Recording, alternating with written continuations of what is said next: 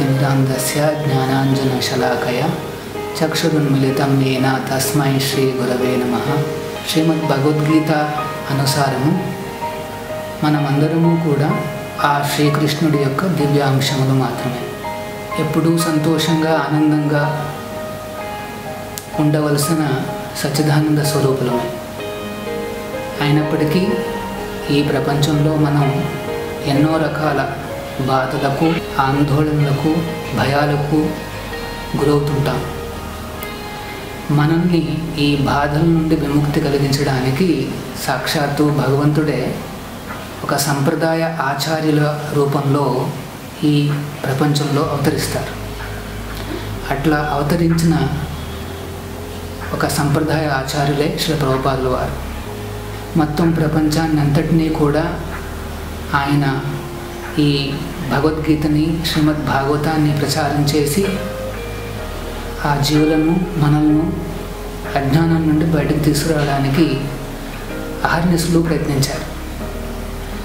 అజ్ఞాన తిమిరాంధస్య, ఈ అంధస్య అంటే చాలా డీప్గా ఉన్న ఈ అజ్ఞానాన్ని తొలగించి మనం ఈ శరీరానికి అతీతులము, ఆత్మస్వరూపులము అని చెప్పి మనకి ఆ భగవంతుడు శ్రీకృష్ణుడికి మధ్యన ఉన్న సంబంధాన్ని గురించి తెలియజేసి ఆ సంబంధం ద్వారా మనం ఏ రకంగా భగవంతుడి మీద ఆ ప్రేమపూరిత భక్తిని పెంచుకోవచ్చు అని విశదీకరించారు.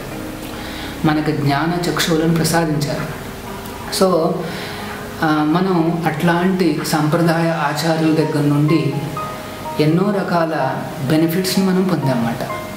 సో అంత శ్రమించి తన యొక్క కరుణతో మన జీవితాల్లో మార్పులు తీసుకొచ్చిన అట్లాంటి సంప్రదాయ ఆచార్యుల వారికి మన కృతజ్ఞతను తెలియజేయడానికే ఈ వ్యాస పూజ అన్న పండుగను మనం సెలబ్రేట్ చేసుకుంటాం అన్నమాట.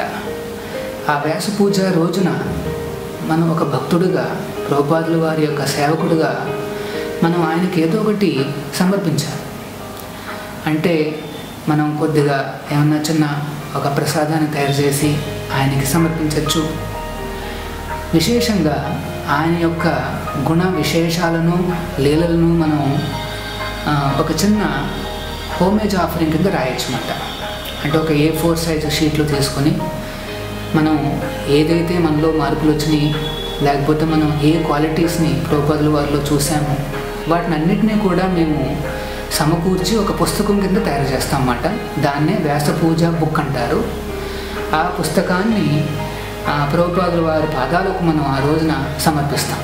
ఆయన యొక్క అవతరించిన రోజున అంటే జన్మాష్టమి మరునాడు, నందోత్సవం నాడు ప్రభుపాదుల వారు అవతరించారు. ఆ సందర్భంగా ఆయనకి ఈ పుస్తకాన్ని మనం సమర్పిస్తాం.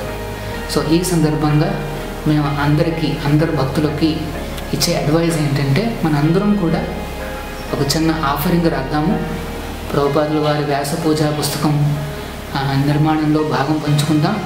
ఆ రోజున ఆ పుస్తకాన్ని మనం ప్రభుపాదుల వారికి సమర్పిద్దాం. హరే కృష్ణ.